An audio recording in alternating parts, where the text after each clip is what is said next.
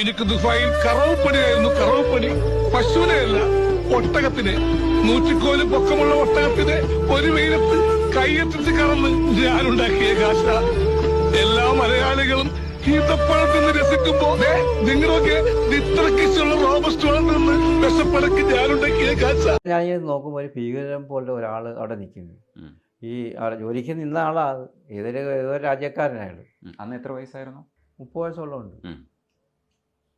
പോകുമ്പോൾ കല്യാണം കഴിഞ്ഞ് ഞാൻ പോകുമ്പം ഗർഭിണി, 8 മാസം ഗർഭിണിയായിരുന്നു. അപ്പം അങ്ങനെ അടച്ചത് ഇതുപോലെ ഈ കാണുന്നു, ഇങ്ങനെ ഇതുപോലെ കാണുന്നു. അപ്പം തന്നെ ഞാൻ ആകപ്പാട് വരണ്ട, എൻ്റെ ഒന്നും പറയാൻ പറ്റാത്ത ഒരവസ്ഥയിലാണ് നേരം ആ സമയമായപ്പോൾ. എനിക്ക് ദുബായിൽ കറവപ്പണിയായിരുന്നു. കറവപ്പണി പശുവിനെയല്ല, ഒട്ടകത്തിന്.